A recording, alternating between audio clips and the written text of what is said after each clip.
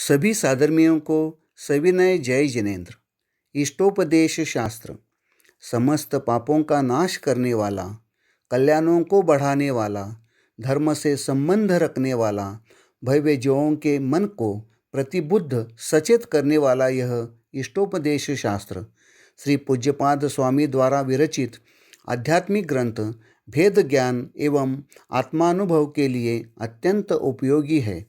तो आइए चले सुनते हैं संत शिरोमणि आचार्य भगवान 108 श्री विद्यासागर महाराज जी के परम प्रभावक शिष्य मुनि श्री 108 प्रबोध सागर जी द्वारा यह इष्टोपदेश शास्त्र।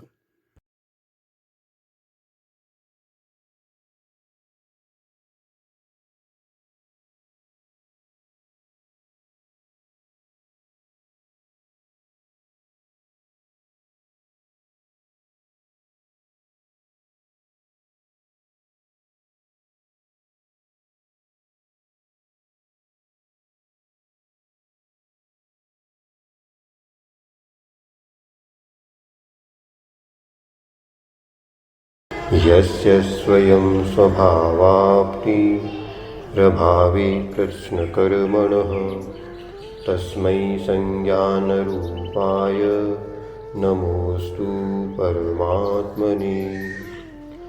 योग्योपादानयोगेन दृशदः स्वर्णतामता द्रव्यादिस्वादिसम्पत्ता वात्मनोऽप्यात्मतामता।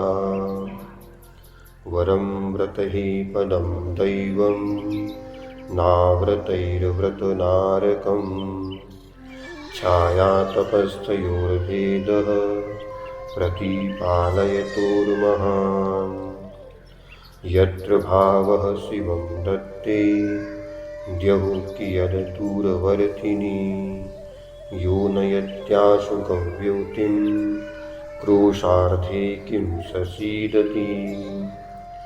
ऋषिकजमनातङ्कं दीर्घकालोपलालितं नाके नाकौकसां सौख्यं नाके नाकौकसामिव। वासनामात्रमेवैतत् सुखं दुःखं च देहिनां तथा रुद्विजयन्ते ते भोगारोगा इवापदि। मोहेन संवृतं ज्ञानं स्वभावं लभते नहि मत्तः पुमान् पदार्थानां यथा मदनकोद्रवैः। वपुर्गृहं धनं दाराः पुत्रा मित्राणि शत्रवः सर्वथान्यस्वभावानि मूढः स्वानि प्रपद्यते। दिग्देशेभ्यः खगा एत्य संवसन्ति नगे नगे स्वस्वकार्यवशाद्यान्ति देशे दिक्षु प्रगे प्रगे। विराधकः कथं हन्त्रे जनाय परिकुप्यति त्रयङ्गुलं पातयन् पद्भ्यां स्वयं दण्डेन पात्यते। रागद्वेषद्वयी दीर्घ नेत्राकर्षणकर्मणा अज्ञानात् सुचिरं जीवः संसाराब्धौ भ्रमत्यसौ। विपद्भवपदावर्ते पदिके वातिवाह्यते यावत्तावद्भवन्त्यन्यः प्रचुरा विपदः पुरः। दुरर्जेनासुरक्षेण नश्वरेण धनादिना स्वस्थं मन्यो जनः कोऽपि ज्वरवानिव सर्पिषा। विपत्तिमात्मनो मूढः परेषामिव नेक्षते दह्यमानमृगाकीर्ण वनान्तरतरुस्थवत्। आयुर्वृद्धि च योत्कर्ष हेतुं कालस्य निर्गमम् वाञ्छतां धनिनामिष्टं जीवितात् सुतरां धनम् त्यागाय श्रेयसे वित्तमवित्तः सञ्चिनोति यः स्वशरीरं सपङ्केन स्नास्यामीति विलिम्पति आरम्भे तापकान् प्राप्तावतृप्ति प्रतिपादकान् अन्ते सुदुस्त्यजान् कामान् कामं कः सेवते सुधीः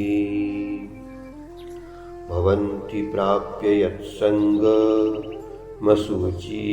शुचिन्यपि सकायः सन्ततापायस्तदर्थं प्रार्थना वृथा यज्जीवस्योपकाराय तद्देहस्यापकारकम् यद्देहस्योपकाराय तज्जीवस्यापकारकम् इतश्चिन्तामणिर्दिव्य इतः पिण्याकखण्डकम् ध्यानेन चेदुभे लभ्ये क्वाद्रियन्तां विवेकिनः स्वसंवेदनसुव्यक्तस्तनूमात्रो निरत्ययः अत्यन्तसौख्यवानात्मा लोकालोकविलोकनः संयम्यकरणग्राममेकाग्रत्वेन चेतसः आत्मानमात्मवान् ध्यायेदात्मनैवात्मनि स्थितम् अज्ञानोपास्तिरज्ञानं ज्ञानं ज्ञानी समाश्रयः ददाति यत्तु यस्यास्ति सुप्रसिद्धमिदं वचः परीशहाद्यविज्ञानादास्रवस्य निरोधिनी जायते ध्यात्मयोगेन कर्मणामाशु निर्जरा घटस्य कर्ताहमिति सम्बन्धः स्याद्वयोर्द्वयोः ध्यानं ध्येयं यदात्मैव सम्बन्धः कीदृशस्तदा बध्यते मुच्यते जीवः सममो निर्ममः प्रमात् तस्मात् सर्वप्रयत्नेन निर्ममत्वं विचिन्तयेत् एकोऽहं निर्ममः शुद्धो ज्ञानी योगीन्द्रगोचरः बाह्याः संयोगजा भावा मत्तः सर्वेऽपि सर्वथा दुःखसन्दोहभागित्वं संयोगादिह देहिनां त्यजाम्येनं ततः सर्वं मनोवाक्कायकर्मभिः न मे मृत्युः कुतो भीतिर्न मे व्याधिः कुतो व्यथा नाहं बालो न वृद्धोऽहं न युवैतानि पुद्गले भुक्तोज्झिता मुहुर्मोहान् मया सर्वेऽपि पुद्गलाः उच्छिष्टेष्विव तेष्वद्य मम विज्ञस्य का स्पृहा कर्म कर्महिता बन्धी जीवो जीवहितस्पृहः स्वस्वप्रभावभूयस्त्वे स्वार्थं को वा न वाञ्छति परोपकृतिमुत्सृज्य सोपकारपरो भव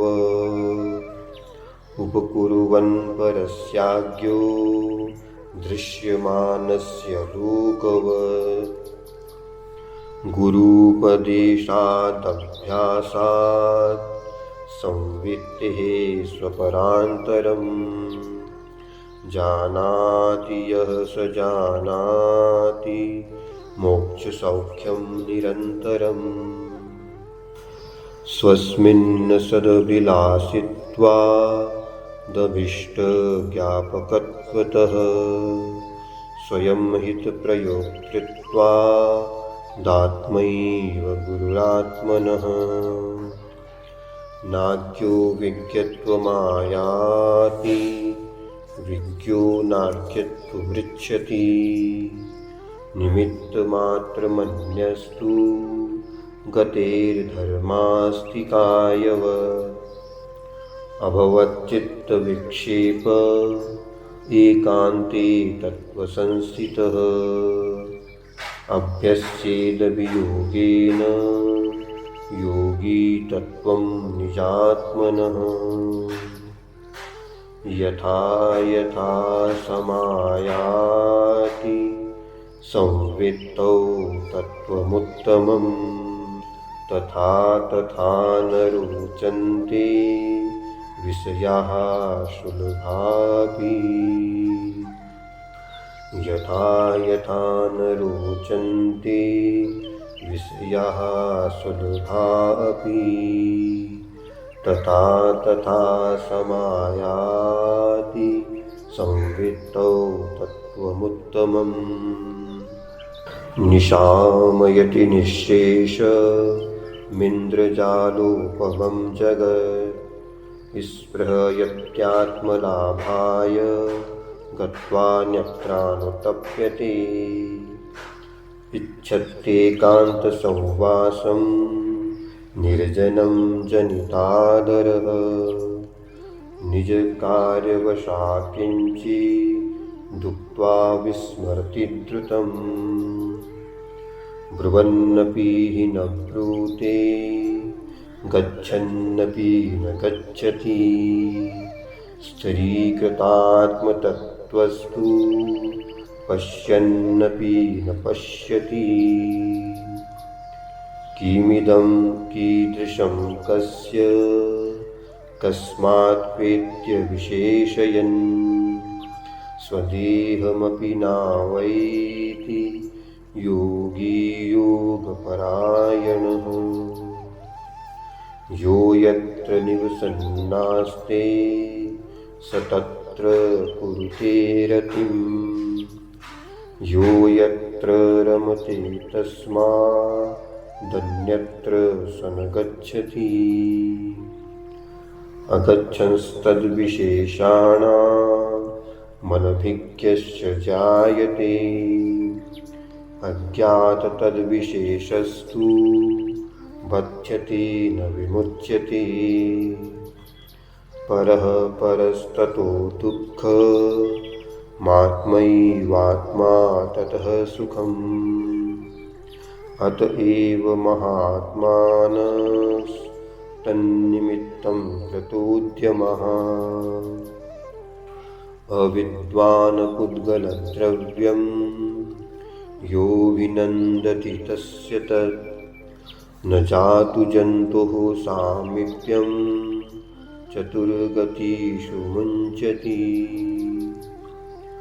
आत्मानुष्ठाननिष्ठस्य व्यवहारबहिः स्थितेः जायते परमानन्दः कश्चिद्योगेन योगिनः आनन्दो निर्दहत्युद्धं कर्मेन्धनमनारतं न चासौ खिद्यते योगी बहिर्दुःखेष्वचेतनः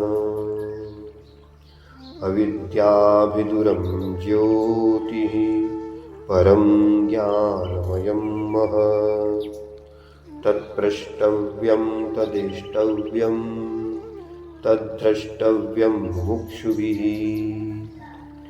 जीवोऽन्यः पुद्गलश्चान्य इत्यसौ तत्त्वसङ्ग्रहः यदन्यदुच्यते किञ्चित् सोऽस्तु तस्यैव विस्तरः